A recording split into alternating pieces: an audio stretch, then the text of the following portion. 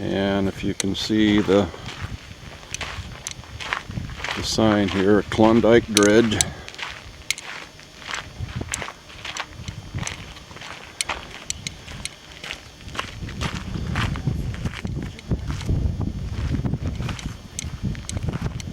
Different points on it's the cold bearing gravel, the bucket excavator, the revolving screen, the goal saving sluice, the tailing stacker, the dredge pivot point, the master control room, the floating barge, self-dug dredge pond, and the tailings.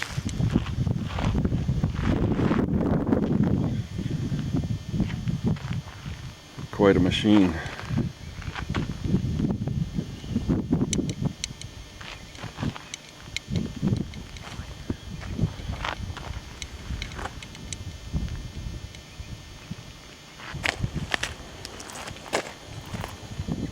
This was a floating barge or dredge. Of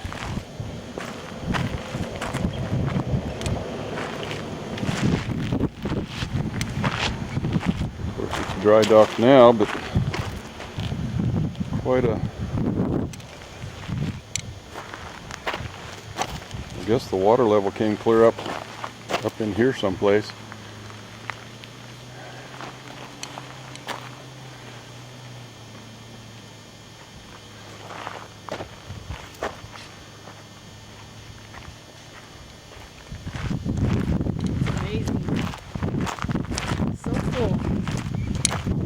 See if this,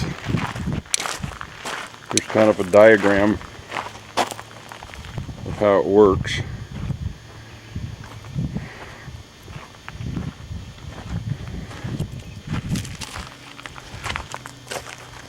You can see it goes in on the right hand side and goes up through the draw works and everything, and then it goes through a sift and a sieve, and then the tailings go out on the far left hand side. I'm recording, you can talk it. All the way red.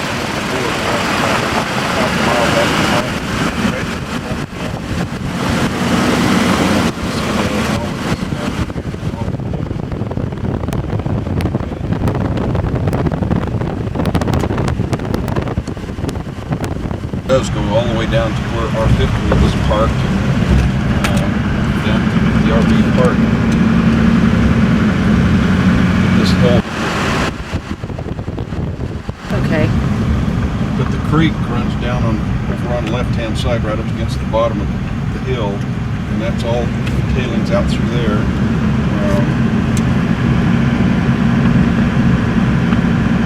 It's just hard to believe that a piece of equipment that big, that was There's an old floating dredge, piece right there.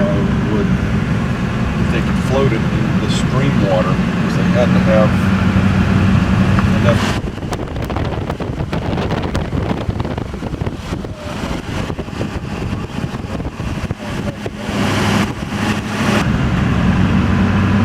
And there are still heavy equipment operators up here working to still get ore out of the hills.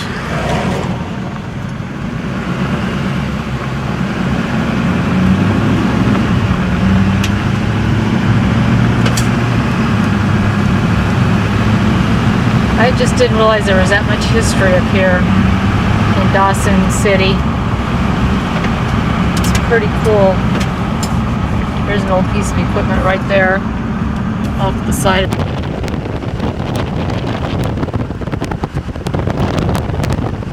There's Bonanza Creek right there. And the water in the Bonanza Creek, it probably doesn't show in the video, but it's a real orangey gold color. I say it comes from the gold in the hills. Gold. And over time the trees have just grown back through all the rock and tailings. Old equipment. Going them back up through all the rock. There you can see Bonanza Creek and all the tailings. Just over this little tailing pile right here, there's still mechanical equipment that's still working. They're not, it's it's not a dredge, but they're shoveling or loading up the soil on trucks and hauling it in.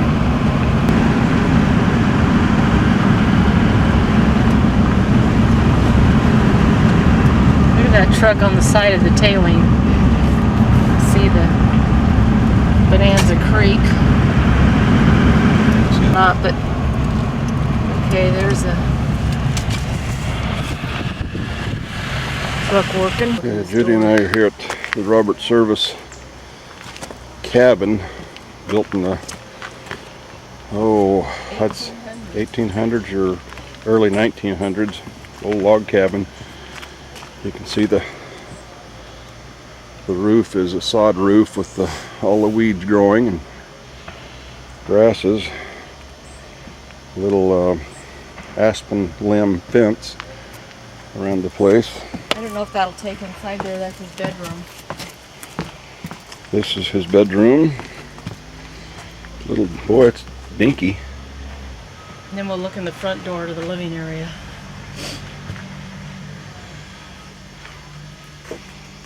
I was looking out one of the windows.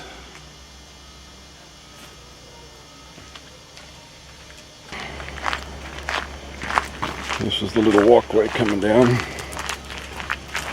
Again, the little Robert Service was born in England, but he came to the Yukon and ended up being quite a popular person, a poet and a writer.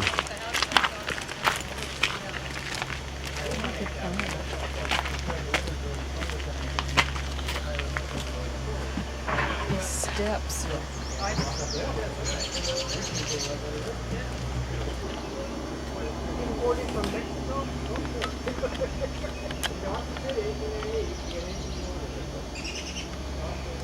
That says rebuffs are only rungs in the ladder of success. This is the other side of the house. I don't know if you can see his hat, snowshoes, little shelf with some goodies on it. I'm gonna take a picture of that.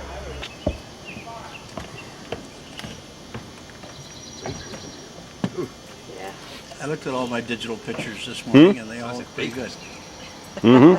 I put them up on the TV. You what? Had one hero. Willie Nelson? No, Buck Owens. Buck Owens. Buck. I went totally blank. Yeah, but I thought, where They probably do something with Yeah. This is the Jack London log cabin. Jack London is an author of Call of the Wild and White Fang and several books that I read as a youngster. But that's the log cabin that he lived in. Not much, just looked like a You can look inside. 15 by 15. This was their food storage or cache up there, and you can see it's up on stilts, and there was metal around the legs so that the animals couldn't crawl up. And there's the little house.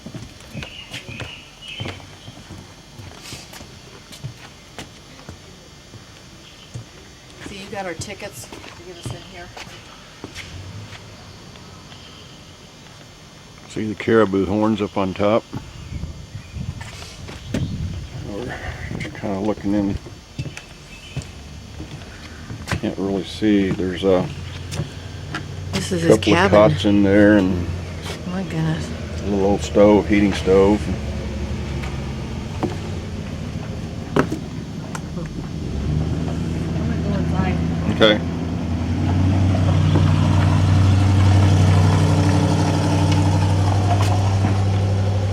A few tools on the table and some on the floor.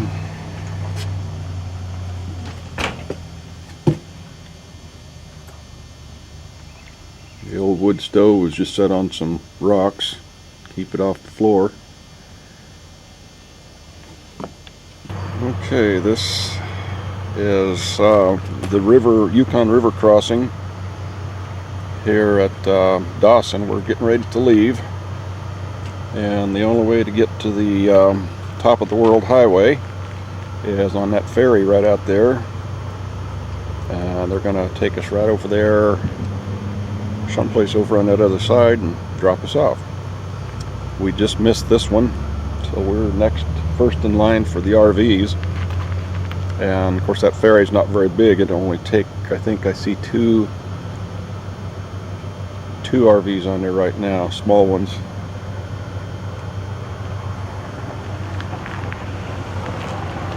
This is looking across the mighty Yukon with the folks that live on the other side. This is looking back towards Dawson.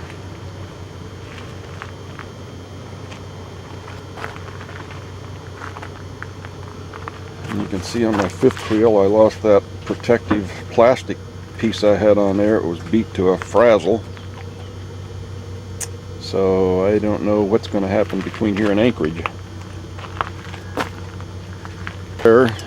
Is this Dome Hill right behind us then? Yeah. Is the famous Moose Hide Slide. And the Indians named it that years ago because it reminded them of a tanned moose hide. So I guess if you use your imagination you can see it. And there's not really a structure here to ramp to get onto the ferry. It's just sand and gravel that they pile up, and as the river washes it away they bring in more. Okay, here we go, getting on the ferry to go across the Yukon River.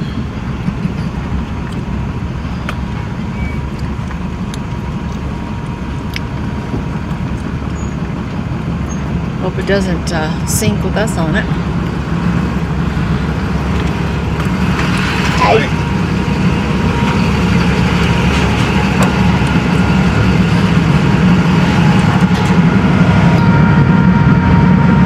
There's the sign that's on here.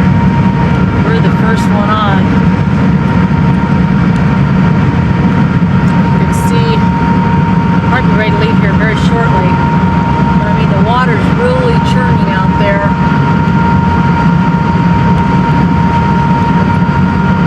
Right in that area. Moving down pretty. Okay, here we go. Crossing the Yukon in a ferry.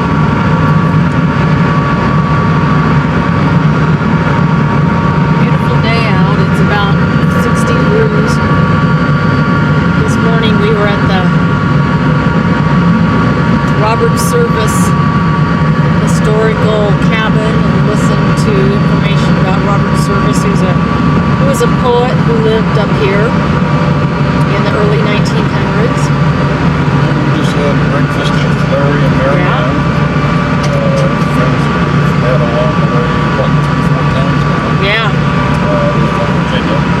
keep meeting up with each other. They drive a Discovery like Cheryl and Alex. Just kind of struck up a friendship with them and ran into them several times. Left them our cell number. We'll probably meet up with them in Anchorage somewhere. They're going to fair. Perhaps I know. Frank's wanting to steer. This is cool. There's a young lady in the club that we're talking to.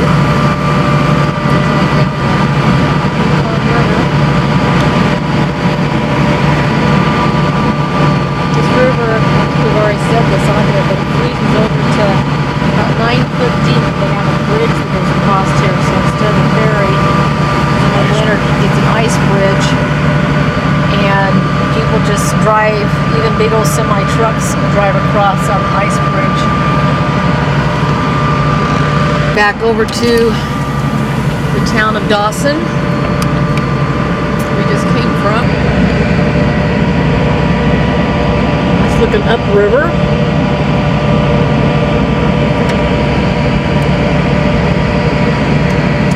Let's drift over. Yeah, it kind of drifts down and then back over.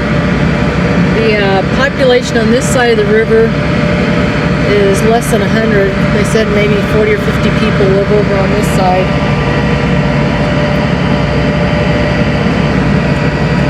And we're amazed at the logs There's a big one right there. Big old logs floating down this river.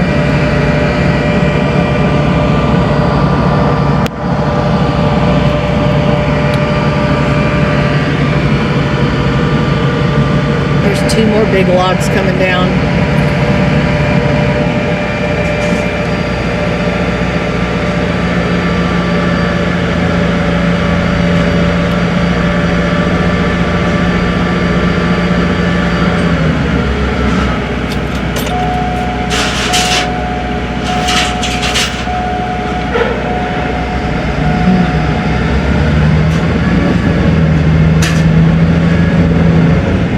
Lower that ramp down.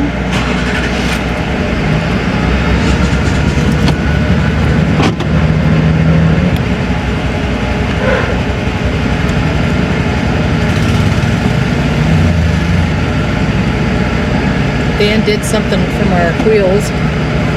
Oh, I see a block. Bye. Back on dry ground. Okay, we just got off the ferry. This is what's called West Dawson. There's a ferry boat looking across to Dawson City on the other side.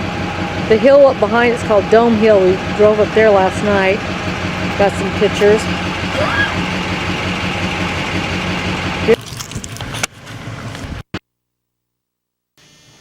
Yeah, this is the ferry schedule, and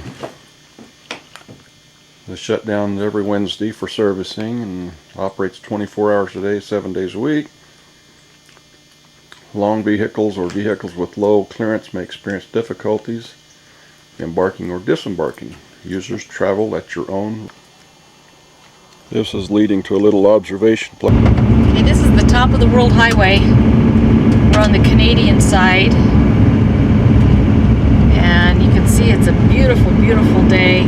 We just came across the very top of it and I didn't get the camera ready in time. You can see on both sides snow-capped mountains over on the east side. You do feel like you're on top of the world. Not a lot of traffic.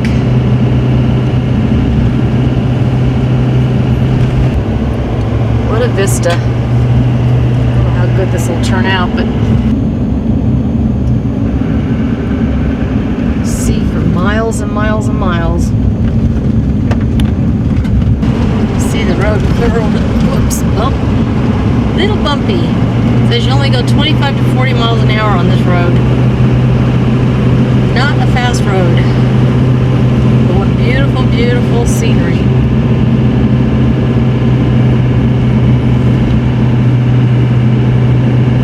A lot of potholes they've tried to fill in. It says it's gravel on the US side. Probably about 30 miles from customs, from the border. This is looking off to the north. Snow-capped mountains. I don't know if it's going to show them, but there we are. The road called Dempster Highway goes through that mountain range over there. On a dirt road that goes up to the town of way up north. We've talked to a couple couples that were driving that road, but not for me right now. Well, we've been on the top of the World Road now for about an hour and a half. We're about 10 miles from the Alaska border, and you can see it's pretty desolate. We're probably the highest point, which we should be at pretty soon, even though we're going downhill right now. Put on the engine brake. Is I still brake to put on the engine brake. We're at about 4,500, or we will be 4,500 feet. You can see there's snow. We're way above the tree line. There's no trees. We've been passing several RVs. A lot of gravel area. It'll be a nice road and then gravel, as you can see. This is this off to my side. Now you can see why I'm leaning towards Frank. Ooh, this is really a gravel area. Quite a view out there. A little bit of patches of snow. We haven't seen any animals. It's about 48 degrees out right now. I think this is coming up to the top of the world that we've been on. The highest point. I mean, it is just desolate up here, but if you look out around, it's just awesome, awesome views. You just see for miles. Keep having these reduced speed signs, arrows of turning, and gravel parts of the road, but I mean, it's just desolate up here. Unbelievable. Okay, we're going to take a pull out. I think this is the one that is at the top of it. Let's go around. I don't know, honey. It looks like it does, but let's not chance it. I think it does. Oh, yeah, because there's another RV up here. Yeah, it's a double end. Okay, we got out the top of the world, 4,500 feet, looking off towards the Alaska side. As you can see, there's no trees up here. A little hazy way out there, so this may not show, but you can see snow, peaked mountains in the distance. And we just pulled into this stop. I'm kind of doing a 360. Met a fellow RVer here. It's cold. It's 50 degrees up here with the wind blowing. So I just did a 360, but I can see why they call it the top of the world. Just realized down there's the border crossing that we'll be coming to in a little bit with those buildings. We'll be in Alaska here very shortly. This is the entering a different time zone. We have to set our clocks back. Here's the customs for Alaska.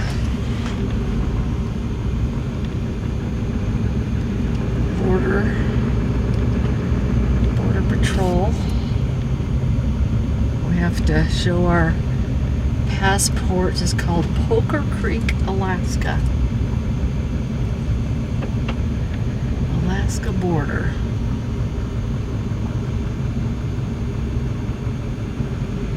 My goodness, he lives there with his little girl. Look at her, isn't she cute? He's telling her to go back. This picture, maybe you can film you and you can talk about how wonderful Okay. it is. Well, to be we in- are at the Alaska border. I had to back it up because you can't take a picture at the border, and I didn't know that. So we are backing it up and taking a picture of me talking. Okay. But Or we're on before the you're top of the inspected, the world. Before we're inspected. Yeah, this is before we're being inspected. Okay, we just went through customs, or at least the Canadian customs, asking questions.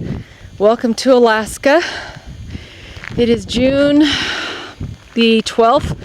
We left home 2 weeks ago today. Still on the top of the world highway, soon to become Taylor Highway. Welcome to Alaska.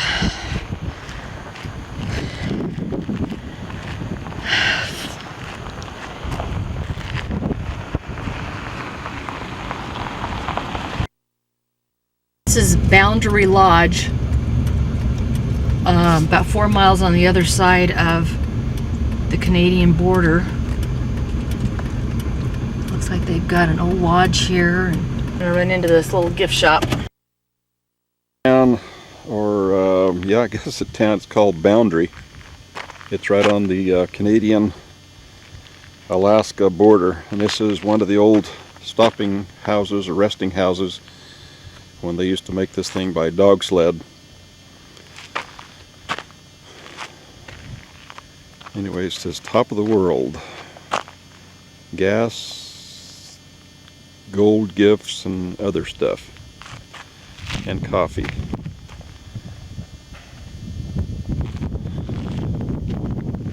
And looking out towards the Alaska side, we'll be going down that dirt road.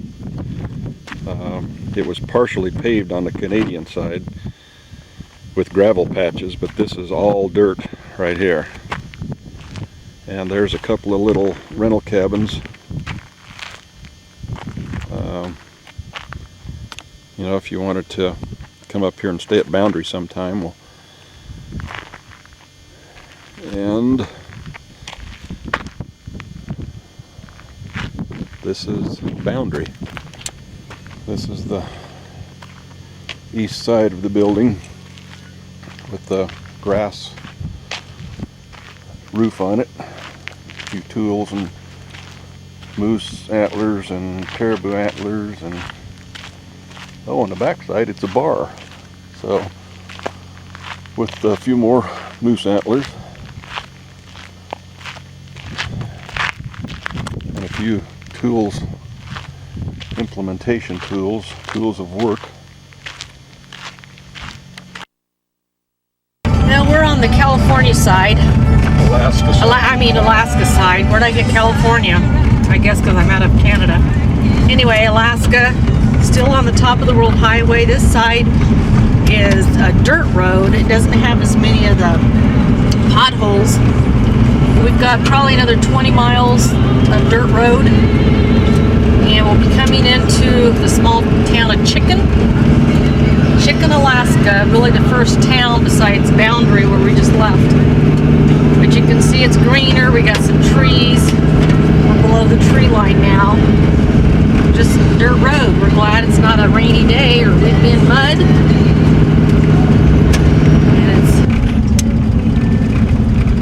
And that's the dirt road we're going to be taking down there. Going downhill, we got some sharp turns.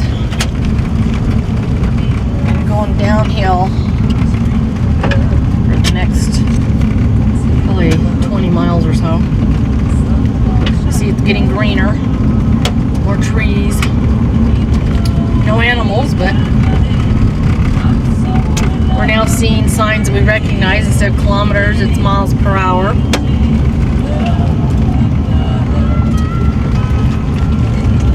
What have you... The World Highway, and this is an old dredge that was Ute Creek Bridge. Ute Creek Dredge, still here. Been here for, Oh, here comes a big tanker truck. we got a big tanker. Okay, we're coming into the community of Chicken. We've been on this dusty road following these other two for the last hour and a half, following them from the border. And we're coming into the town of Chicken, population 37. Probably get some diesel and walk around, take a break. There's gold panning here, a dredge. We've seen a lot of pilings. In fact, there's the dredge they brought in. Now let's see if it'll take here. Right back over there. It was brought into Chicken.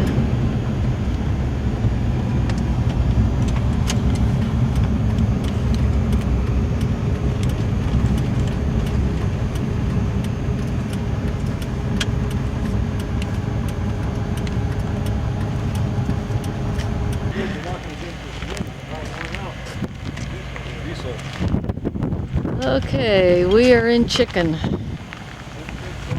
This is a chicken center, American flag, first town in Alaska. A little breezy today, probably about 56 degrees or so. Here we are at downtown Chicken. That's the Chicken Mercantile Emporium right there with the caribou antlers up on top.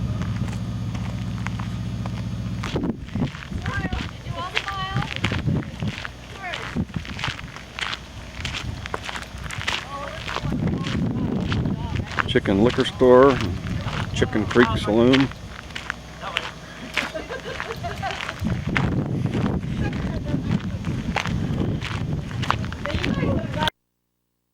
Yes, Frank and I just went into downtown Chicken, 3 stores.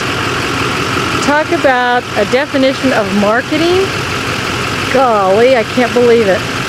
They have every kind of knick-knack and souvenir you can imagine. I just bought Cody and Cassie a t-shirt. And then 2 big buses just came in that came from Eagle, which is even a crookeder road than what we just came from, further north down here. But talk about a marketing thing.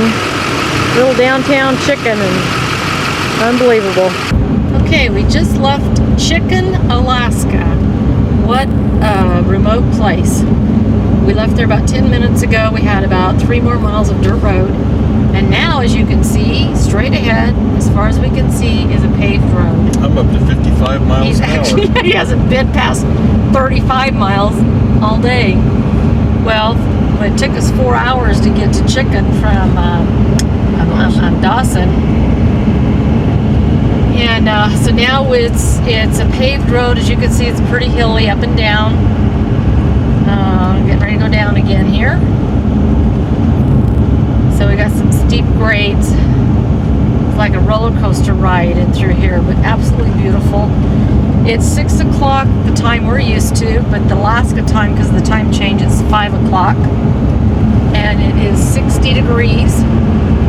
So it's up 12 degrees. Get a picture of those trees and show what the trees Yeah, let look me like. show you these trees.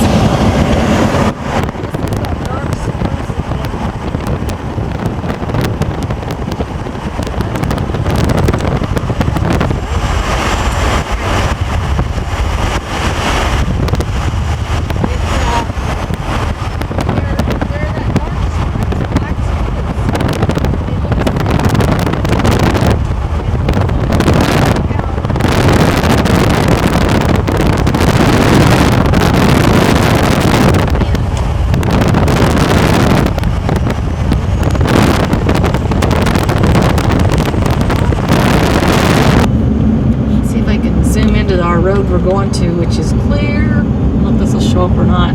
You can see it way over there. Yeah, it won't show up. It's too shaky.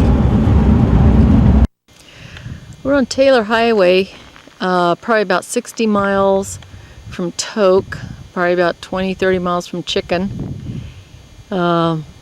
Beautiful evening, about 6:30, what we're used to, 5:30 Alaska time. Did a stop off point. And we still feel like we're at the top of the world. There's our vehicle, our fifth wheel and truck. A little bit of a breeze. Still haven't seen any animals. We're on a paved road, which is welcomed after that long dirt road. Just thought I'd give you another feel of our road to Tok. Just goes up one hill and down another.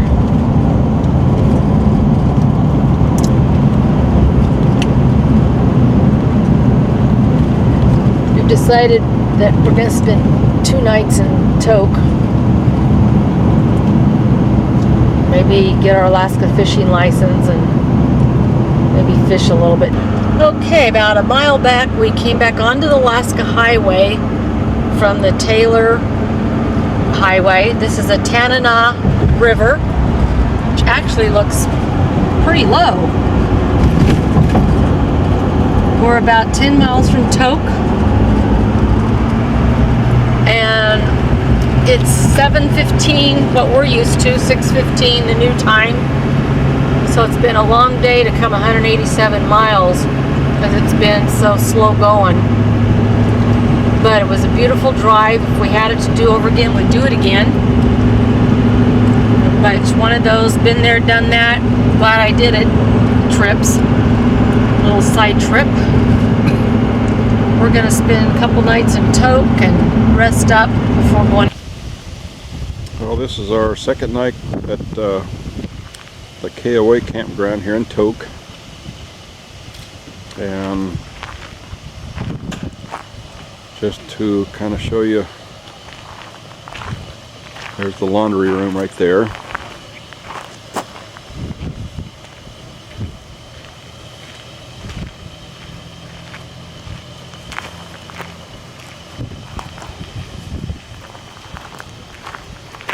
And it fills up about, anywhere from 3 to 4 o'clock.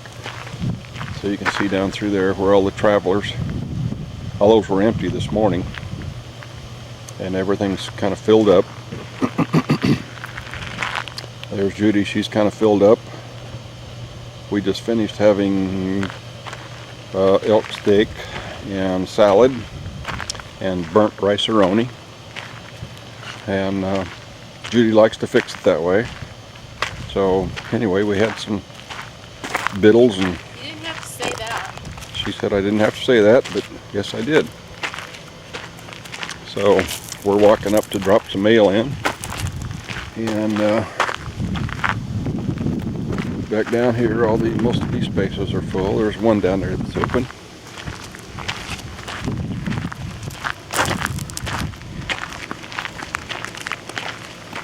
We just talked to Keith and Kara, or Keith, no, I take it back. We talked to Kara and Cody. You see how dirty everybody's rigs are? Yeah, we spent about an hour and a half on the wash rack today trying to get our rig clean. That's a pretty neat one right there. We're up here in front of the Toke RV park where we're staying. Over there you can see the Bull Shooter Sporting Goods and some of the black spruce trees. And down there's the Toke RV Village sign. That's where we're staying.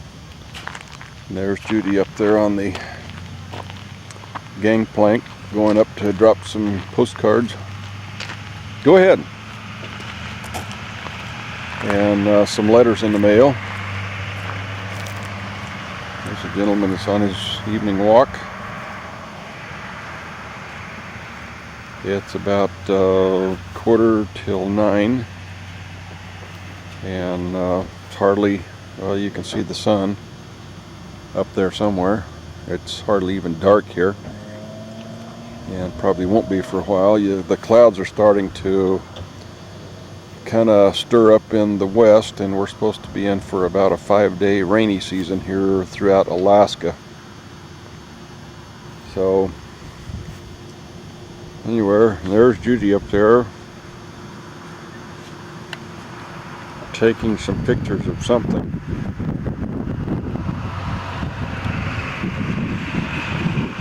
She likes taking pictures. Don't know if I can afford them all when I get home, but anyway, as long as she enjoys it, well, that's what's important.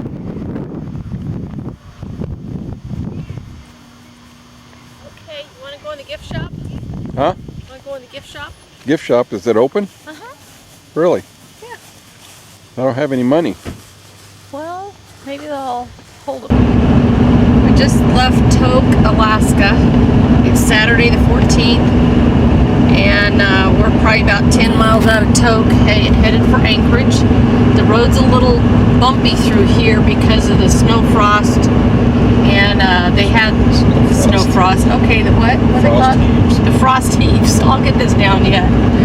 You can see the snow on the mountains ahead of us.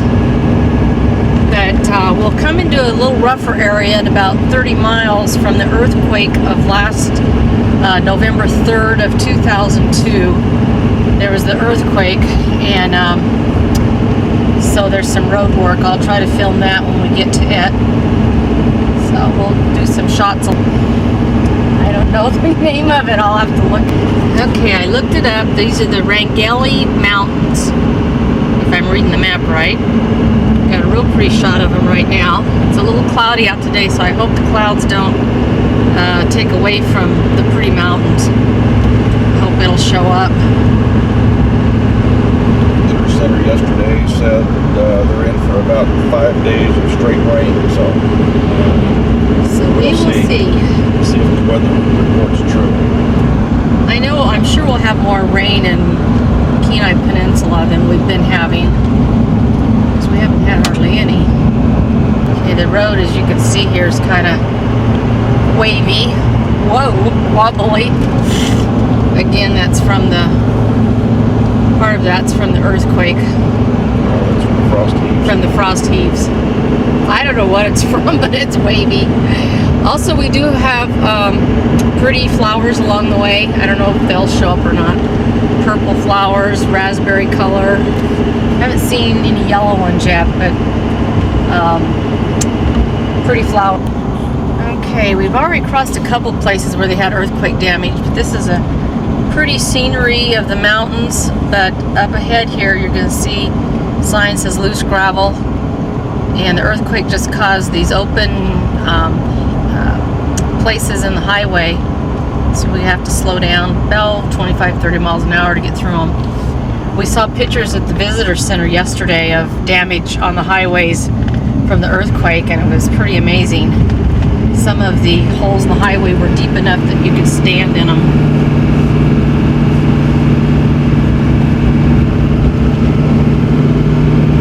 Yeah, it wasn't too bad. Just slows you down a little bit, but that's okay. The scenery's so pretty that you got about 5 different types of trees up in here. I was reading about that. We still have some of the black spruce, white spruce, aspen. Forget what the others were. Here's a pretty good stretch of where they've been doing road work from the earthquake. We've passed several of them here. This is a pretty long one with a lot of gravel. Car in front of us providing us with dust. Pretty flowers along the way. Here's that turnout I was telling you about, honey, Mentasta. I believe that leads 7 miles into a little village, Indian village of about 125 people. We're going to be climbing and going over the Mentasta summit, which is 2,434 feet. And we'll have a mountain range on each side of us. It says it's around 6,000 feet. So we'll be doing some of that. Yeah, there's major. Okay, there's a view of Mount Sanford. I'd never heard of it before, but its elevation is 16,000 feet, almost 17,000 feet. Mount Sanford.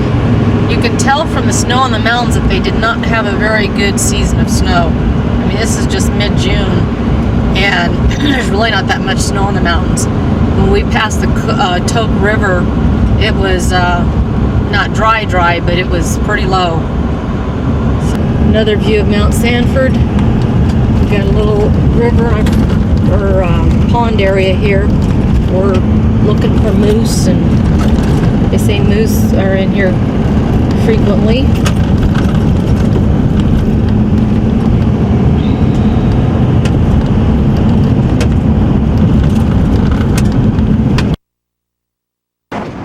Okay, we are about 100 miles out of Toke, almost to Glen Ellen, about 200 miles from Anchorage. And this is the Copper River. The Kokona River joins it here. Beautiful view. Won't be able to see. Over there is Mount Drum, which is about 12,000 feet. It's real cloudy, so you can't see too much of it. You could see a little bit of the snow on the mountains, but the top of the mountain's up in the clouds there. Judy, watch out. I think there's a bear. Oh, there's a bear? Wild bear. We'd like to see a wild bear. I haven't seen any bears or moose yet on this road. We thought we might, because there's been a lot of water. It's about 55 degrees. You want me to show you a bear? Uh-huh. Where's a bear?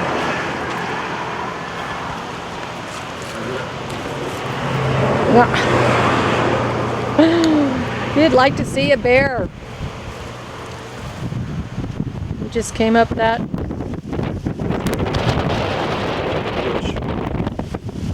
I don't know if she's going into the bear.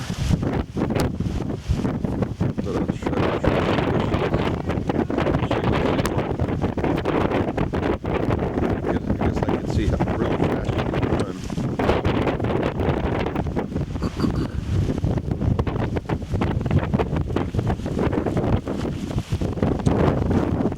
This water is looks really muddy or glaciated because it's coming off the glaciers and the snow melt up in the higher mountains.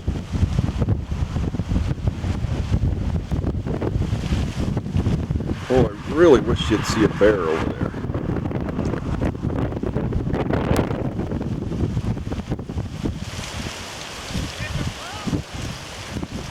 She's pointing and saying that there's a road down there.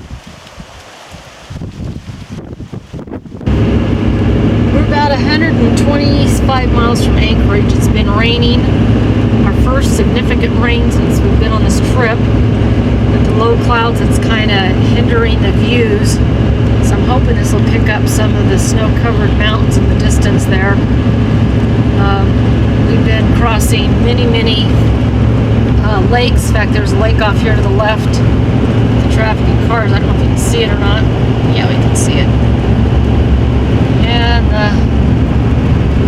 beautiful mountains. We passed, I forget the name of the glacier. A glacier.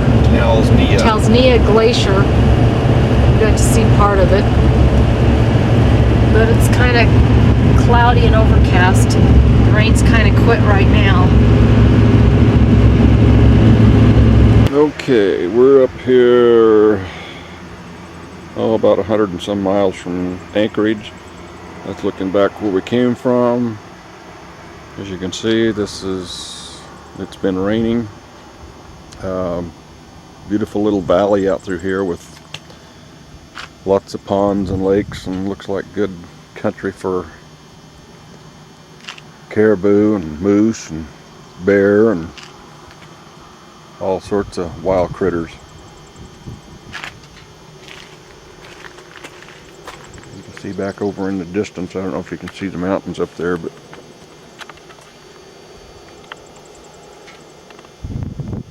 kind of snow-capped.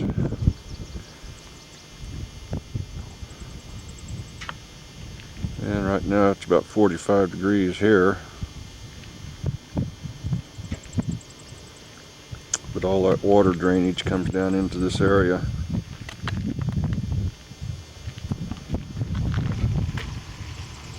Just wanted you guys to see our adventure. We're still about 100 miles from Anchorage. It's raining and we are coming down Sheep Mountain in a road construction area, as you can tell. So much for getting the fifth wheel and truck washed yesterday. It's a muddy dirt road coming down a hill. The scenery would be absolutely spectacular if it was a beautiful clear day. What we've seen of it has been just phenomenal. But we wanted you to see part of our adventure here. It's about 46 degrees outside, and we're driving about 25 miles an hour. We just came up on this construction area about 5 minutes. Now it looks like we're going to be stopped for a while on this road. Sure glad Frank's got good brakes on the truck, that is. We had about a 20-minute wait back there. Major road construction here. You can see we're going to be crossing over a bridge they're working on. Clearway up over there. Looks like they're widening the road. Probably putting 2 lanes going both ways. Yeah, that's what they're doing. You'll be able to see on the road here they've been doing blasting. Caribou Creek. Okay, here's where they're blasting on the side of the mountain there. We saw a sign saying that they are doing blasting. Turn off your radios in 2 ways and walkie-talkies. Here's where they're doing that. But we also saw a sign where it says the road is closed at 8, I think it was 8 o'clock at night to like 4 in the morning. And that is because they don't monitor it, going one direction or the other. We're about 100 miles from Anchorage or so, 110 miles. And it's about 3 in the afternoon. Thought we would be there by 5, but we did not realize that there was going to be this much road construction or rain, or that it was a narrow, windy road right in this last 100 miles into Anchorage. So we won't get there as early as we thought we would. But that's okay, it's part of our adventure. And Frank's a great driver, does it very well.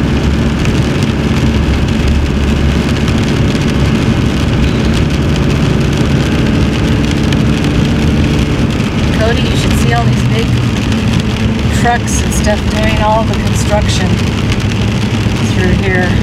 What's room? There's sure not. It's a little narrow right through here.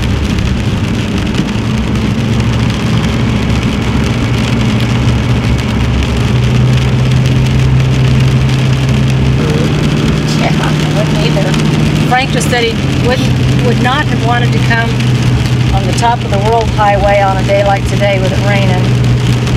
That would have been muddy and really bad. At least this is paved right through here now. I think we're just about to the top here.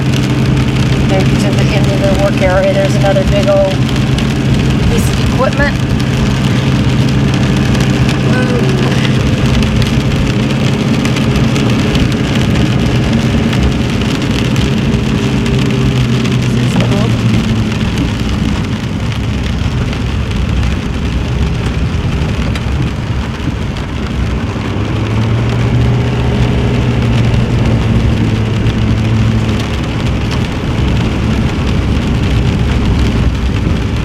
Thought we were about to the end of the construction.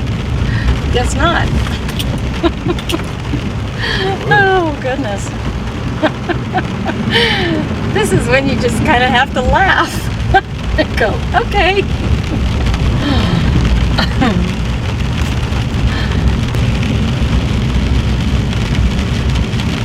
Show a little bit more of this. This will be a really nice stretch of road once they're through. Has some passing lanes and very scenic part of the highway if it wasn't raining. Snow here on the left. Okay, let me get past these trucks and you'll see some snow. Okay, out Frank's window. I don't know if it'll show up or not because of the cloud bank. Do not pass. Yeah. Honey, don't you pass these cars. Line of cars coming towards us. We're not doing the just one direction through here, so just have to take it slow and easy. Cody, there's a big, what is that thing called? Scoop shovel. Scoop shovel up there. I didn't get very much of it, sorry. Pace cars left us. We got a whole line of cars behind us. Oh well, that's just part of it. Still raining.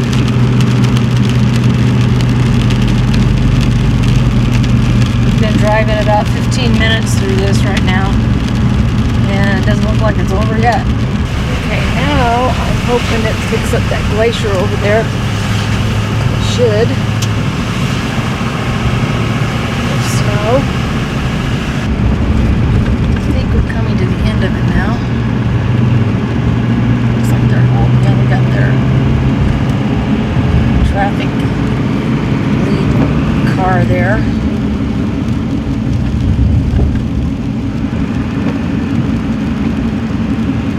And the rain's kind of let up. See how many cars they've got piled up here waiting. They've been waiting probably at least 15 minutes.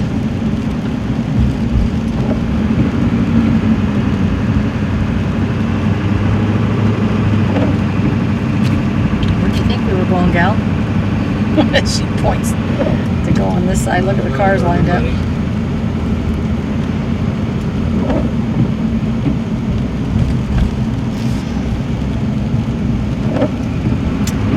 Okay, we're about through. Okay, we just finished our road construction, and as soon as we got through it, we saw the turnoff for the Minnesuka, I think is how you pronounce it, glacier. And I don't know if this is going to turn out very good or not because it's so cloudy above the glacier. But there's the glacier. We saw the other side of it on the other side of the mountain, but we couldn't film it because it was too low clouds. But you can actually walk to the glacier from here. This is a lookout point, and you could actually walk to it. I think it's about a 2 or 3 mile walk.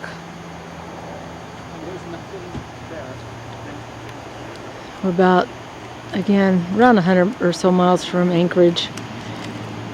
Beautiful, beautiful drive. A lot of rivers and lakes. Snow-capped mountains that we couldn't see because of the rain cloud. After our fishing trip, when we come back to Anchorage and before going up to Fairbanks, we might take a day and just drive up here just to see the scenery if we have a... Oh, thought we'd show you another view. We're coming down a steep grade here. We're about 80 miles out of Anchorage. We were just talking about how beautiful it would be if it was clear. But we're still enjoying the scenery. We're following the truck. 3 cars and a Harley. These cars can hardly stand it following this truck. They can't really pass, although there goes one idiot, 2 idiots. It's amazing. Sometimes these people, I guess they can see enough to do it.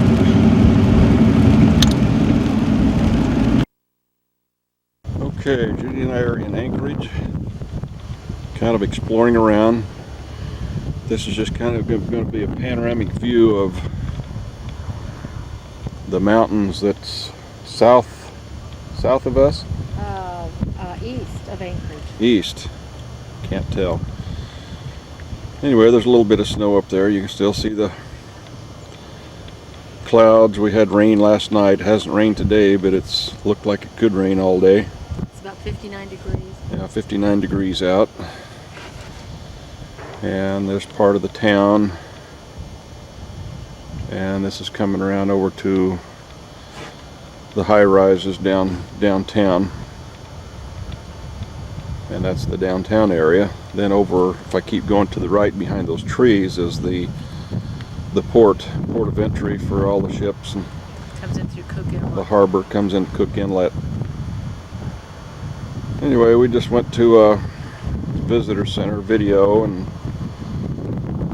learned a little bit about Alaska and the 1964 earthquake, which probably most of these high-rise buildings were not even here then.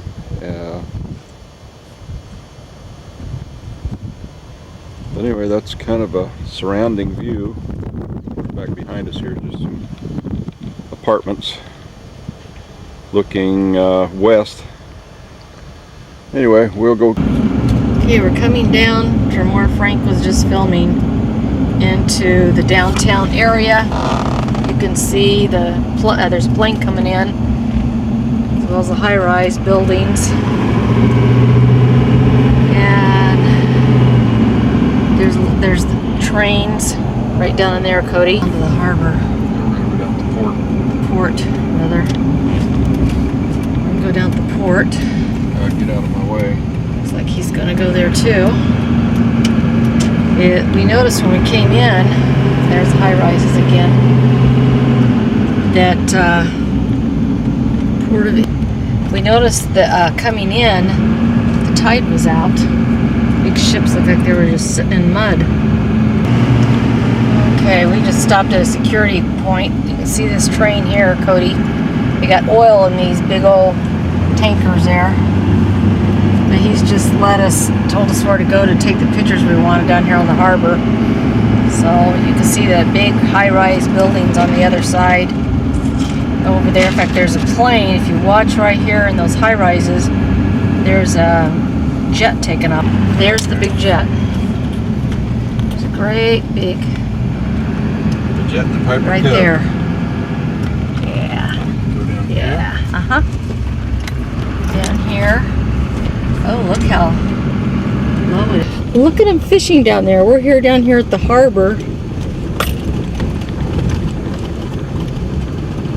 Catch any?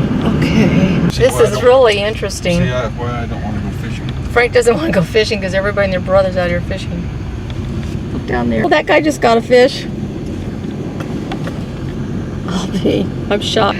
There's a salmon on the ground. Wait till you see these pictures here in a minute. Guy just got back from fishing. We can walk out there whenever. Here's the boat launch. This is looking out into the Cook Inlet. Okay, here's another kind of a contrasty picture. We're down on the waterfront port at Cook Inlet, where Anchorage is located, and That's the city. And it's low tide. Did you saw that? Yeah, it's low tide.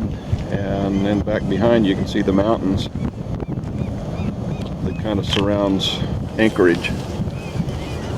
And then all these people around here. Okay, this is low tide. You're just going to walk right in front of me. You can see that the tide is out here at the Cook Inlet. That big ship over there is dry dock. It's just sitting there on the mud bottom right now. But you can see there's a small river coming down. And you can see all the guys all out there salmon fishing.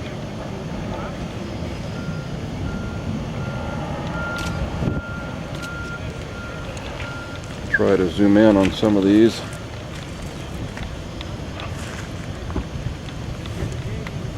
Well, there's a river that's feeding this. Mm-hmm. Or did I say that? Mm-hmm. They're fishing all along that river. There's one guy out there in a boat. The rest are all in their waders. And they're out there just kind of standing in lines. We've seen two people with some pretty nice salmon.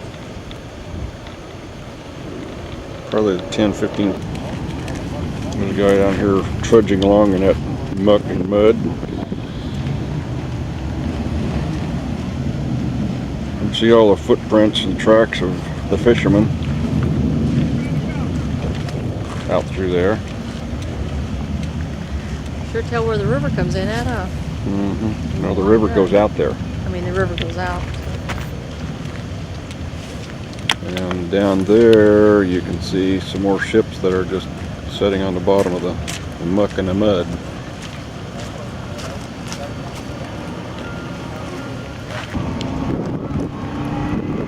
Okay, I don't see any right now. If we talk to the guys back down here, locals, and they say those are beluga whales. They're white. They just look like snowy white. And they're right out there where this stream is feeding out into the Cook Inlet. And they're pushing the salmon. That's what these fishermen are all getting excited about.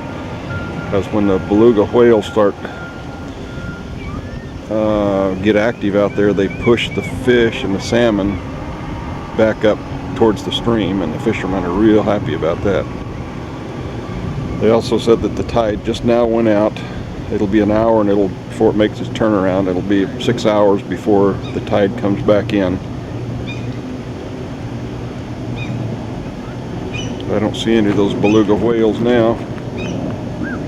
They were quite active out there. But they run in pods up and down the Cook Inlet, feasting on salmon. Okay, there's a little sign that says, "Help protect the beluga whales. It's illegal to hunt or harass Cook Inlet beluga whales." And they're just snowy white. We just watched several of them out here off this tributary where it's going into the inlet. We've just been down watching them fish, driving back out. We may come back out when it's high tide so we can kind of see what the difference is. Most of these in here are locals. Getting ready to go over the bridge here and try to get the guys fishing on both sides. Bump. Little bump there.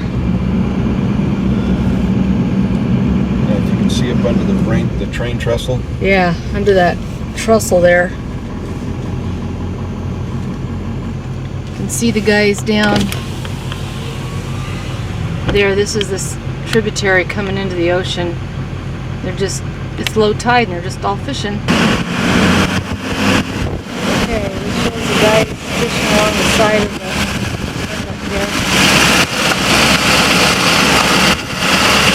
Okay, we're going over another bridge. Oh my. See, they're right on the Both shores sides, and all in the up middle. there, all They're on the way the other down side too. Okay, we're passing a train here. Little short train, Cody. That was it. But we are we're out of Anchorage on the Turnagain arm of the Cook Inlet, taking a drive down to Seward. It is Monday the 16th. Alan and Cheryl will be coming in a couple of days. And we thought we would take the drive down to Seward. A lot to see. There's an Indian rock. It's a beautiful drive around this inlet. Like there's another train just sitting. But the water here has what's called tides that are abrupt. They go out and they can, I was just reading about it now, I can't remember exactly what the name of it is. Boreal tides. That once the tide goes out, it leaves kind of a muddy quicksand on the mud, what they call mud flats. And so they warn people not to go out there on the mud flats. There's another view across the flats. Here's some construction on this road to Seward. Oh, piece of equipment, Cody.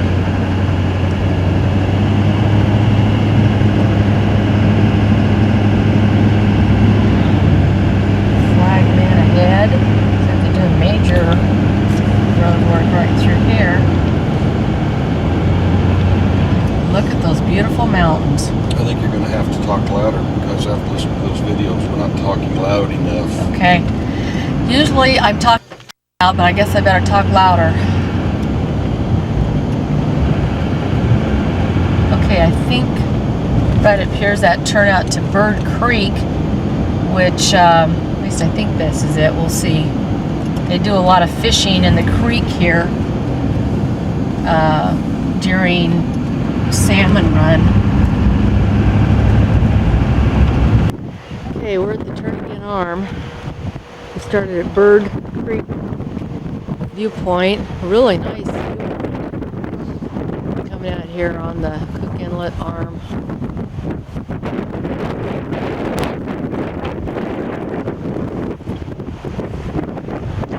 Beautiful scenery. A little breezy today, it's about 58 degrees. Probably hear the wind blow.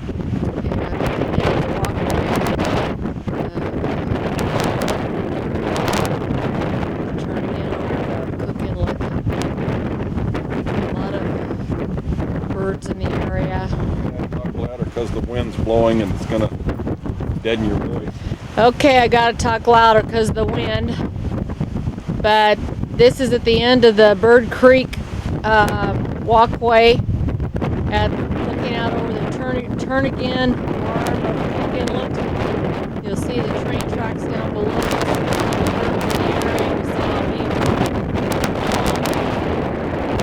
The mountains, as you can see, have some snow on them.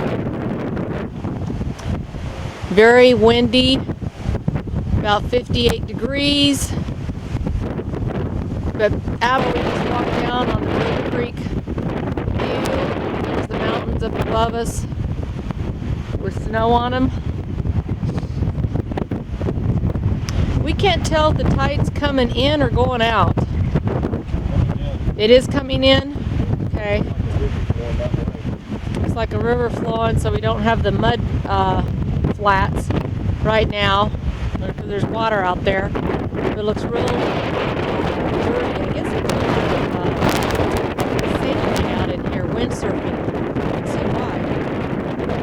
Kind of doing a 360 here.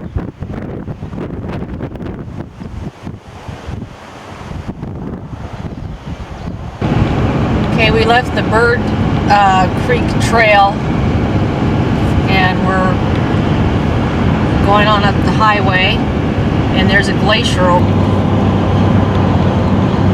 We're almost to the end of the Turnagain Arm of the Cook Inlet, but these are called glaciated mountains of the Chuash mountain range.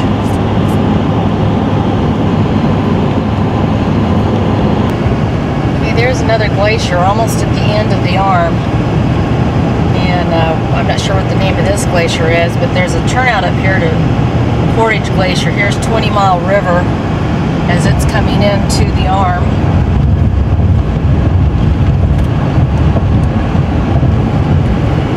Well, that's quite a glacier up there.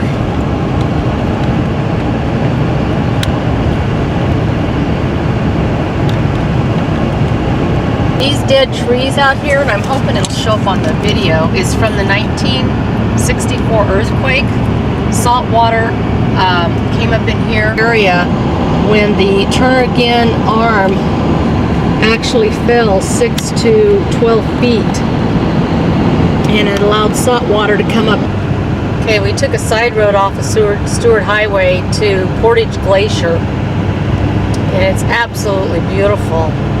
Somebody told us in the RV park last night to be sure to come in here. It's about 6 miles in.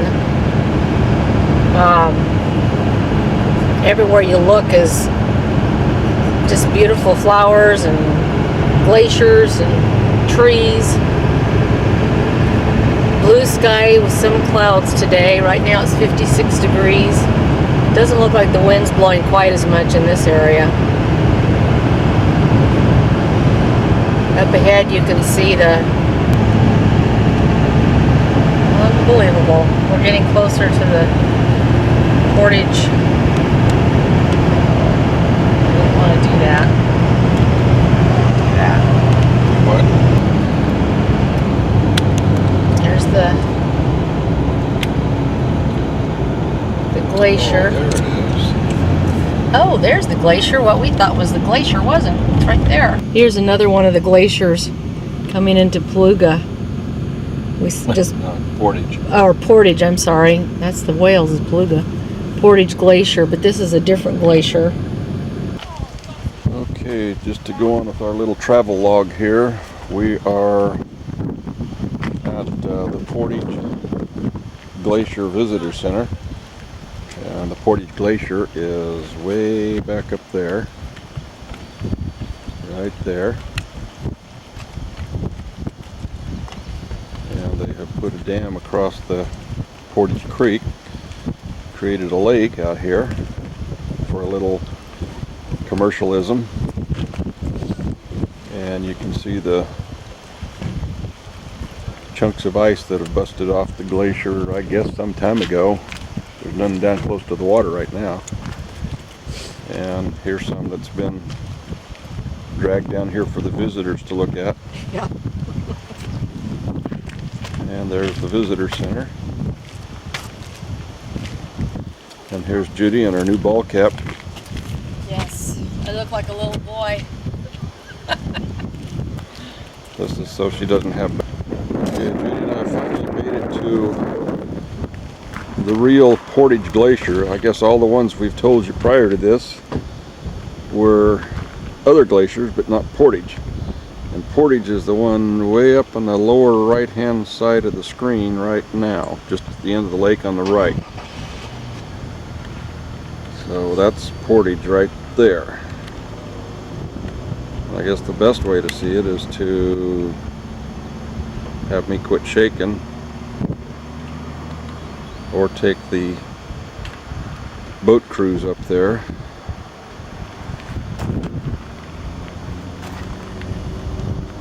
And this is just the surrounding area. On the other side of these glacier mountains is Prince William Sound. Yeah, into a great big bay over there. And you can see how beautiful this is right now in summertime. There's supposed to be some big sheep up there someplace. They keep warning us about to look out for them. So far I haven't seen any. There's a couple of iceberg sculptures.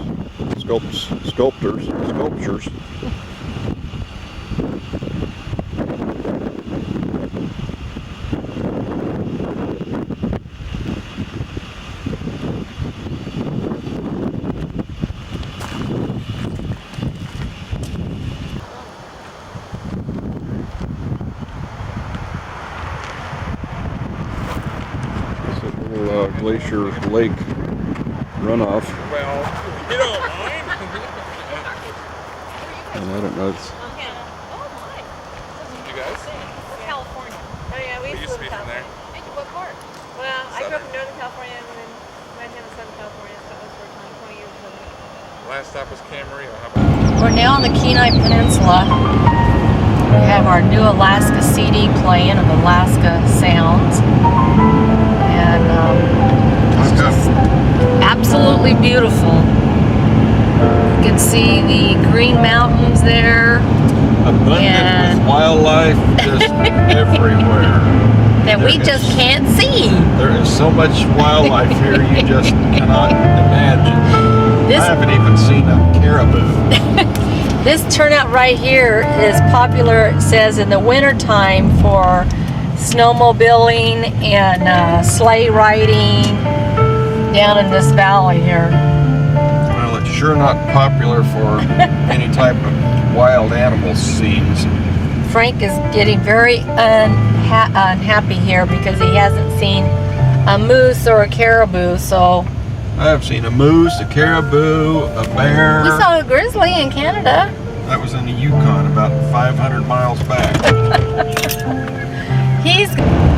We just finished eating lunch, a little picnic off the side of the road on the turnout, still heading towards Seward. It's just beautiful. Lots of different types of trees and flowers along the side of the road, a creek now and then. Lots of wildlife. Lots of wildlife. Yellow flowers. I hope they'll show up.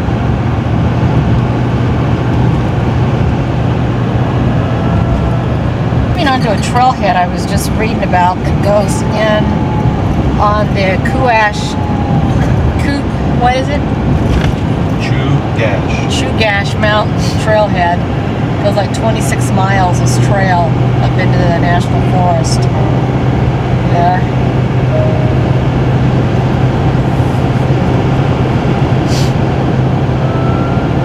Okay, see if I can catch. Okay, Granite Creek.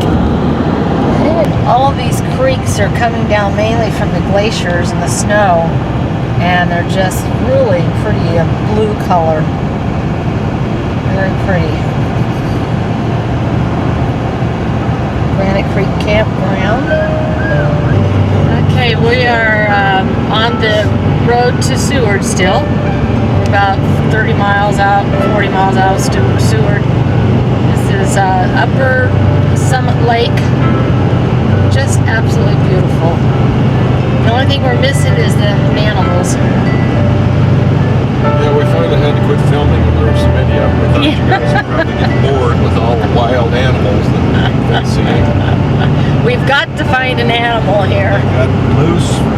Watch for moose signs all over the highway. And no moose. We're watching for them. There's not a dang moose in Okay, this is Trail Lake. And we just passed the fish hatchery. We're about 16 miles from Seward. And the views just keep getting better. Beautiful. This is Kenai Creek, I think. River flowing here. That's a guess. I'm not real positive. Oops. Okay, we're coming into Seward. And I just saw a big cruise ship. There's mountains all around. There's actually a place to go out to see glaciers. We should see the cruise ship here in a minute. Oh, there's their information center, honey. Okay, there's one of the ships is in dock. Forgot the cruise ships come into Seward. Okay, this is right at the seaport here at Seward. Of course, you can see the beautiful snow-capped mountains in the background and all the charter fishing boats here in port. Kind of a different setting. And out there you can see the, what is it, the Sun Princess? One of the cruise ships came in. Today.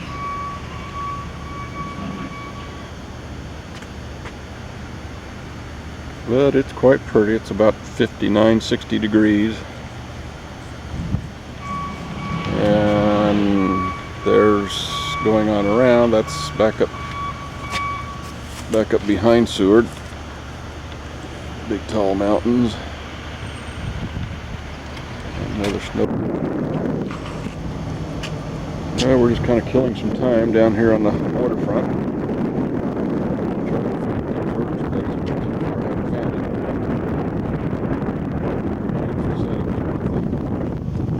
Mountainous backdrop. All the hundreds of private and commercial fishing boats. And right down through there is the waterfront. Seafood market, custom fish processing, espresso, smoothies, ice cream, t-shirt. A couple restaurants further down.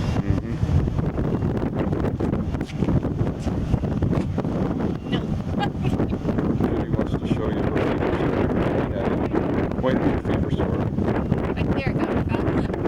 And there are your fever sore. Bad hair day and fever sore.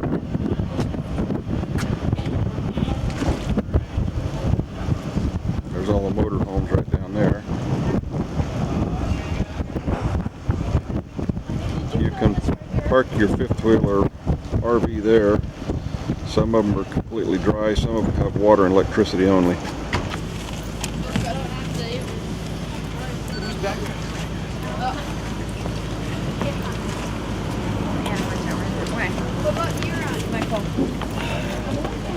I know, but honey, they're taking pictures. Cole, they're taking pictures. Well, you can definitely see that salmon head in the water. Cole, taking a picture and you're in the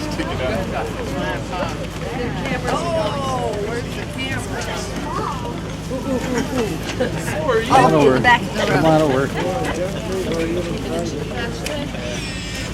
Oh my gosh. Look at that. Go ahead. This guy with me.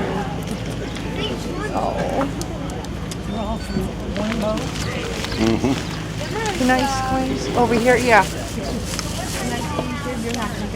Well, Are you? when it Oh. clears, but that's okay.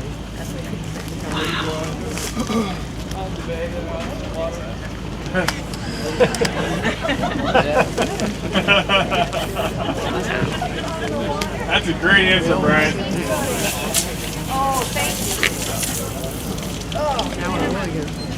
Except the guy in the yellow, he didn't catch any at all today. Okay, you guys ready? All right, there's one with that one. Be a real quick one, and you're not doing it. Hey, you guys ready? I want to get you under here. Stone. All right, there's one with that one. Well, it's about 6:30, 5:30 our time. Judy and I are on our way back to Anchorage from Seward. And those halibut that we saw a while ago were caught by the guys on a small charter boat. They each paid $180, and they went out for 2 hours and caught, I don't know, what was there, 6 or 8 halibut there. About $180 for, they said they caught all their fish in 2 hours, so wasn't too bad. Anyway, we're heading back to our fifth wheel in Anchorage. So I'm driving for the first time. and Judy is driving for the first time. In 2 weeks, 2.5 weeks. Yep. You see her fever sore right there. She's really bothered about that. Well, it does bother me. You don't. Okay, this is one of the scenes that we didn't see as we were going to Seward. Now we're coming back, and kind of hard to see, but somebody broke down the side of the road.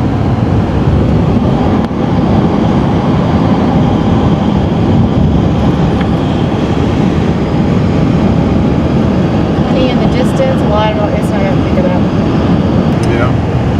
Well, that's the Tardigan arm, but we can't go too far. Maybe we'll get to see the boar tide when we get up that way.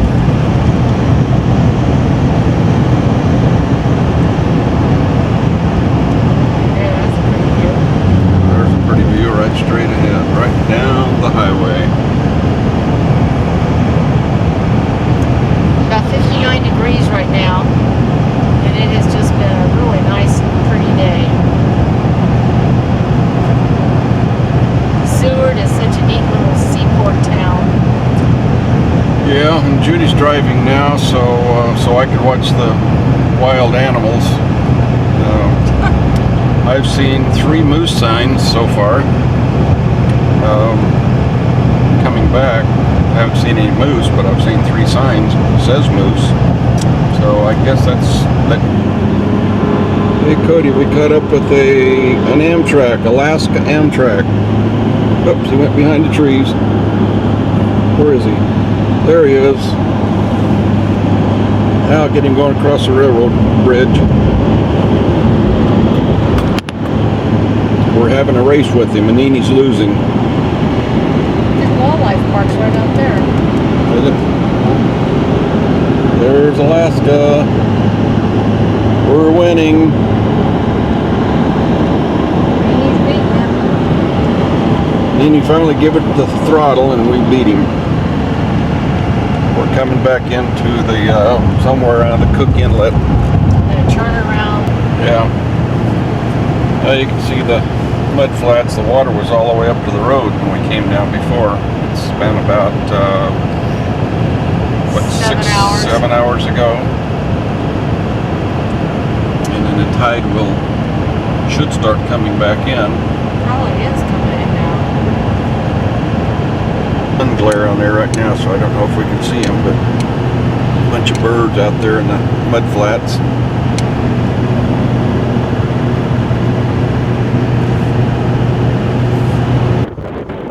We're here at Bird Point.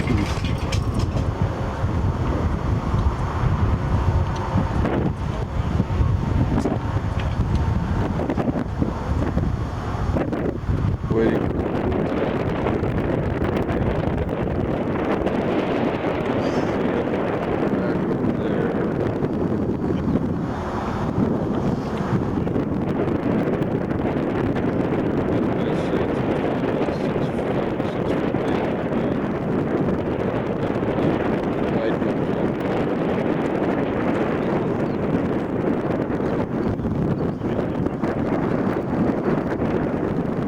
This is all Cook Inlet, the mud flats, and when I came by earlier today, this was all underwater.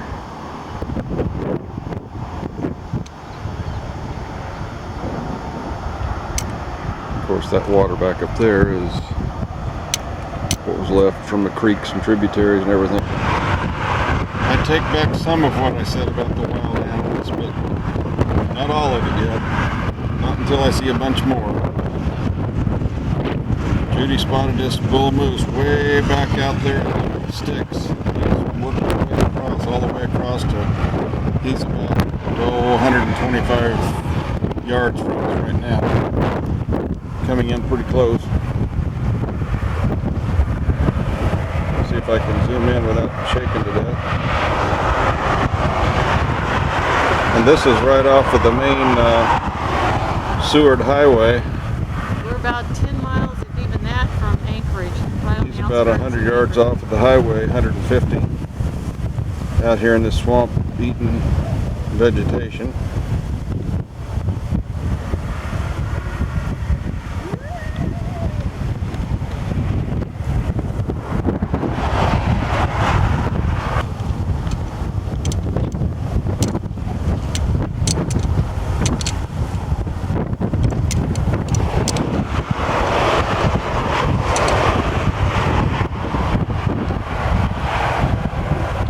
Kind of good broadside shot right there.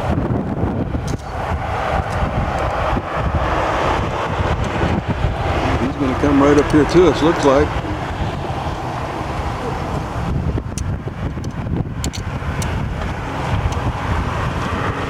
There he goes.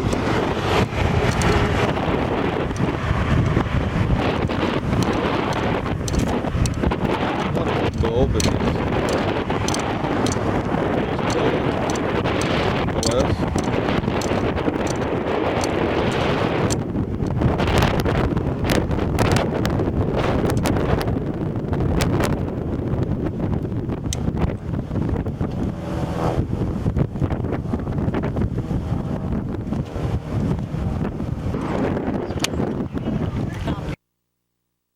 your tour guide, Alan and Frank. And we're sitting here in line for to enter the tunnel that will take us over to Whittier. We've had a 40-minute wait, which we took advantage of and had lunch. And Judy forgot the crackers. So we're just about ready for lane releases here, and we'll be taking off here shortly, so please get in, It's a tunnel shared by the railroad. put your seatbelts on, sit down, shut up, and hang on. And what did you say about the tunnel? I said it's shared by the railroad. Okay, It's 4 miles long. it's 4 miles long. Alan? Do you have any information? 2.5 meters. Huh? I think it's, I'm not sure how many meters. He's eating a cookie. And it's a taffy cookie, and it's the best there is. Did you say that we just picked Alan and Cheryl up at midnight last night? No, I didn't say that. Well, get with the program. You gotta We say picked what- Alan and Cheryl up at midnight last night. Anything else? And we almost went to sleep in the. And Alan and Cheryl are both so sleepy because Alan got up at, what time did you get up? 6:30? 6. 6? We only went to bed at 1, so he gets up at 6. So anyway, Okay, we're starting through this tunnel. We are. Well, in a minute. Oh, I'm going. Where is the? I'm narrating. Oh, It's a one-way tunnel. The other ways come. Yep, that's perfect, Alan. And it looks like a house. yeah, it's like a square house. We're gonna be actually on railroad tracks. Railroad tracks. I hope they don't have the train come through while we're going through. They probably will. Yeah, here we Be go. our luck. Break out my front windshield. Yeah. We are and then now have to back on- all the way back. Oh, this is cool. It's like, you we can are see the now railroad on tracks. the railroad tracks that we kind of straddle as we go down. Okay, we Outside of are Lucerne. just about coming to the end of this tunnel. Keith, we were talking about the tunnel in Lucerne when we were in Europe, how much longer it was than this one. Of course, traffic was going both ways. If I recall, there was like 4 lanes. Hearing airplanes or airplanes coming through. I hope not. Sounded like it, didn't it? Yeah, it did. It's gonna fly right over us. It's just hard to imagine that we're underneath glaciers. This was blasted out. It was built in 1943 during World War II for the troops to be able to get from the Prince William Sound over into Alaska by train. The glacier, or got some kids on a bike here. We just came through the tunnel. This is the town of Whittier. What's right in front of me is a big apartment building which houses a lot of the people that live here. It's not a very big town at all.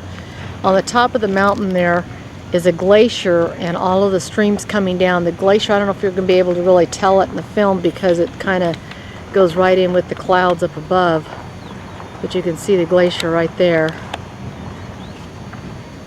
And then this bay goes into Prince William Sound. Here's a ferry. It's the front opens up, as you can see there, and it's been loading cars and some motorhomes. That's going to ferry these people across. I'm not sure where. There's a little car getting on it right now. It'll ferry them somewhere across Prince William Sound to another town, or maybe all the way across. It's about 58 degrees, 57, something like that. Real overcast today. It's not sunny, but it's not real cold. This is back behind me, back to some little restaurants. We just came from the tunnel back that way.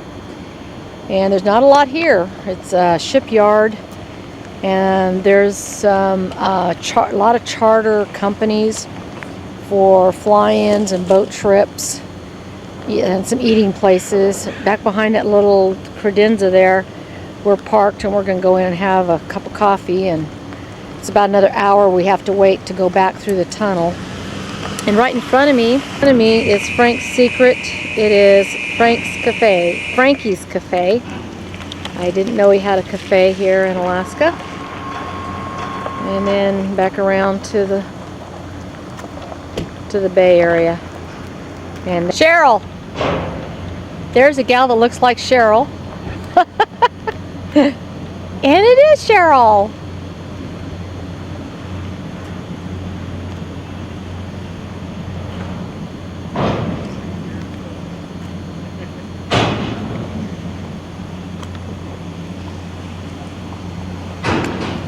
Oh, it's real calm. There, Cheryl. Are we having fun? Yes. There's a This reindeer one? over here. You need to take a picture. Okay, Cody and Cassidy, we have here a reindeer. We're here at Whittier. And we got a reindeer. Oh my goodness, and the little one. Can I Oh touch my. you? I don't know if they want. Ooh, he stinks. Yeah. They just got here with the little baby. It says it's Elizabeth and Violet. And then you can see the water in the back. Shed. Just out here by the boardwalk, looking out into the bay. It goes to And- Puget Sound. Yeah, it goes out there to Prince William Prince Sound. William Sound. Yes. Right straight through there goes out to, from the bay to Prince William Sound. There's a couple of boats way out there.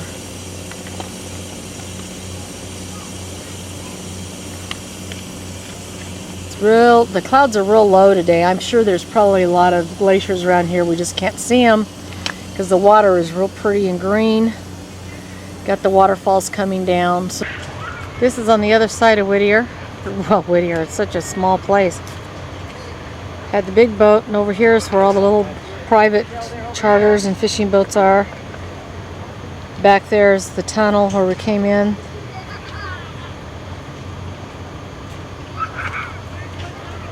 This shows all the boats here go on around and it comes back out. They go out that way. Here we're in this little espresso coffee place having some coffee while we're watching some of the boats. Fishing scow. And there's a fuchsia plant hanging here and there's a boat going out. There's a couple of boats out there and a big one out there. There's the ferry that we saw being loaded. Oh yeah, that's part of his. Okay, we're still here in Whittier and we spotted this eagle. Isn't he beautiful? Hope that shows up. Then they've got a nest right. Okay, I don't know if I can spot the nest. The nest is, well, now I lost it. That other eagle left, but there was two eagles, one in the nest and the one up here on the top of the tree right up there. And then, okay, we're at the big game animal park. We just passed some moose down here, and here's the elk. You can see all the elk out there. And right in the back there where all the clouds and snow is Portage Glacier that we just came from. Now these animals are caged in and we're driving through it, but you can get out. Okay, now start. When Alan and I get up here where the grizzly bear is, we're gonna get out Alan's gonna get out and wrestle the grizzly bear. And I'm going to win. He's gonna grin him down. That's Grinning right. down. Look at all the flowers on the side there. Isn't that pretty? And the Mountain behind it. mountain behind. Now that's a poster. We're still here in the animal park. We just had to show some of the surroundings. It's pretty cloudy today. The grizzly, we're at the grizzly exhibit, but he's sleeping, or she's sleeping. That's the road we drive on. And the grizzly is right up by those logs, Cody. Let me see if I can show you. She's right in there.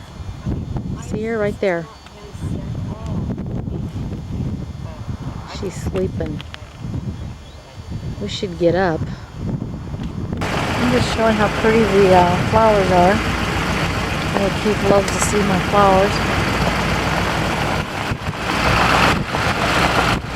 This is snow-capped mountains.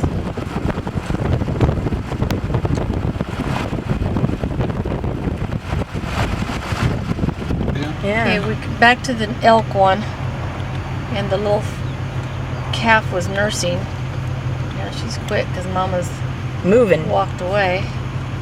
You know what the Indian word for elk is? What? Wapiti. Yeah. Wapiti? You know what wapiti means? No, what? White rear.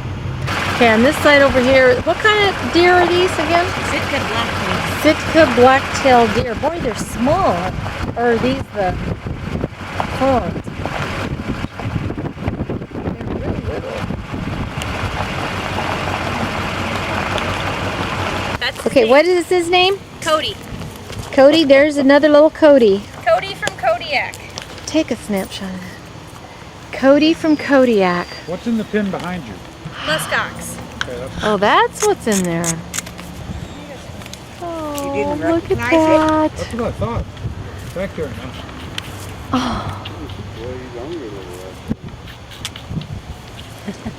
Baby wipes. They still don't know how to go to the bathroom on their own. So you kind of have to do what the mother would do. Mother would lick them. Okay, I'm not doing that. That's as close as she's That's as close as it's gonna get. Baby wipes. Yep. I'll be darned. Little red That is too cute. Did you get a picture? Normally a native or Okay, Cody, Yeah, this is it's not a native. The military about one the here. little deer, and it's Now, what are the spelled big with a bottles K, over there? like you. We just did the moose, and she's over there. Cody, feeding the- one of the elk Kodi, that was rejected instead by of the Y. no. Cody's from Kodiak, Alaska, and he was abandoned. They're not sure why. Somebody found him and called Fish and Game. This will never. Okay, Cody and Cassidy, here's a porcupine, and he's scratching himself. This is probably the closest I'll ever get to a porcupine. Boy, look at all of his quills coming out. Here, or maybe a little too close. Look at this porcupine, honey. I know, he was scratching himself. See his claws, he's got all of his quills in it. But he's, Even playing with her, I'm sorry, what? even playing with her, it would just. It's a little, the level of it would black bear cub. intensify, and she's so strong that it would make it harder to handle her. playing with the paper in there. It's best just to give her a space and let her do her own. Oh, she's chewing that paper up.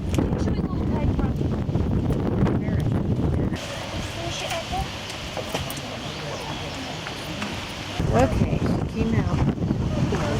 Sort of. Isn't that darling? They're so cute, but I wouldn't want to see her mommy out in the wild. She said, We can see bears out in the wild, just need to give them space. yeah, just give them their space, huh? Well, we saw one. How did you come by this one? She was brought to us, another was a shooting incident. No. She was brought to us from Jernigan Pass. We saw a beautiful black bear a couple nights ago, about 10:30 at night. Came Did around the you? corner, out in the residential area, up in the hills above Anchorage. Oh, really? Came around, and that was the most beautiful. It was like a real shiny black, cold black shiny fur, but it didn't stay out very long, so we couldn't get any pictures. The thing is, we've got to share this world. So That's we've got to right. give space That's exactly to the right. bears and have space for us. It's amazing how people want to get too close to them out. That's when there's a problem. Yeah, I just want to be at a distance where I can see them, and yet. What do you feed her? Well, she's eating it. She's got quite a varied diet right now. That is a bit of cereal left over from oatmeal mixed with dog food. She loves peaches, blueberries, and she's also on a milk replacement as well. She'd And what? still be she feels quite safe though. In the Yeah. area. Cage makes her feel warm. And Yeah, and all her smells and everything. Yeah. Everything probably feels really comforting for her. you want to eat some grass. She says, "What's in there?" You want to tip it over? I know. I think I'll play with it. Does it nurse any? Nurse, no. No. She's drinking just out of the container. She doesn't need a bottle. It's okay. Okay, here's a couple of baby moose. Oh, here's one in here. Oh, we got several of them in here, huh? One there. There's one inside there.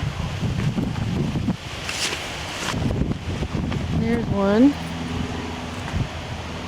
one inside there. I don't know if that one shows. Doesn't go off. Yours does, doesn't it?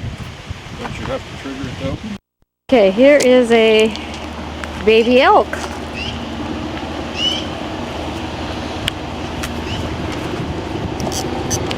How fun. He's only like 6 feet from us.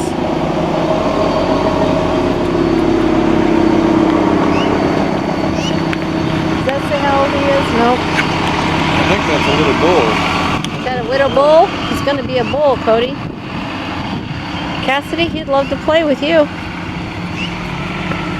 Maybe. Oh, I'm sorry. It says female Richie. Female cat. Oh, it's a female? Born May 27th in Big Alaska. Mother rejected her for unknown reasons and were bonded. Huh. Frank was just reading off of there. This is a female elk calf born May 27th. Here's caribou. They do stink. There's what, about 6 of them laying there? Are they they're in velvet? And they're losing their winter fur. They don't look real pretty right now. They don't smell real pretty either. Oops, my camera caught in the fence here.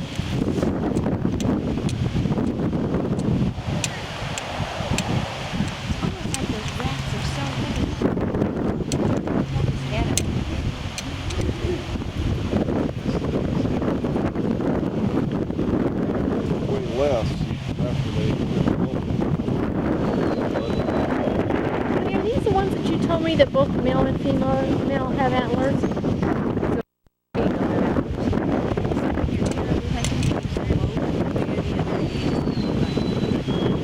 both guys are I hope this shows. This is a couple what a hoot. owls. Right up in there. Okay, Cody and Cassie, we came back down to the grizzly pen, and she's laying in these bushes. Right there. There's her head. Yeah. Can you move her head? She's scratching her face.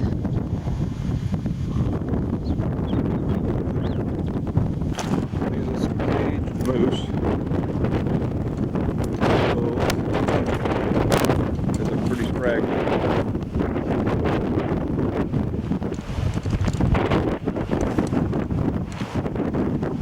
Losing their winter coat, get their summer coat on. And there's the sprouts on these bushes. They piled in here. This one here's got a deformed horn on his left side. And then on the way back out there by himself, he's the outcast.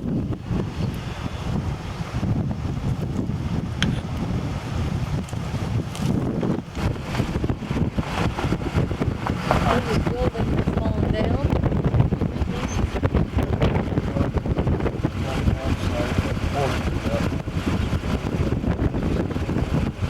Huh.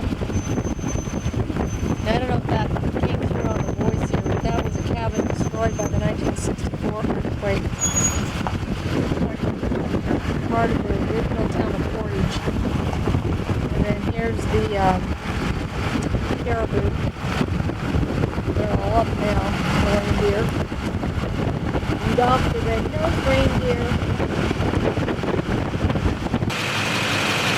Okay, I'm hoping this shows the reflection of the mountains in the Turn Again arm of Cook Inlet. We've just been up to the wild animal place and Portage Glacier, and we're stopped here at a turnout. It's low tide, as you can see. We've got the mud flats. So pretty, so I'm hoping it'll show. Okay, Cody and Cassidy, here comes another choo-choo train. Going the opposite direction of us. We're on the Turn Again arm of the Cook Inlet, going back to Anchorage. And it's amazing the trains that go through here. These are all the oil tankers. When we went down to Whittier, we saw all the oil tankers coming in from Prince William Sound. Okay, we are in Soldatna. You guys get in there, Larry and Carrie. This is another couple we met that's they've been here 2 or 3 days, Larry and Carrie, and they're both realtors. We were talking shop last night from what part of Arizona? From what part of Arizona? Phoenix, Arizona. And they've been up here fishing too. Alan and Cheryl going down there, hun, and I'll get Frank. You need to take the lens cover off. It's funny. We're on the Kenai River. I got to get that wood fish thing right there. I'm going to be there That's- after about 4 hours. Yeah, that's where we'll be hanging our fish. I'm going to be hung up there. He's gonna be hung up there.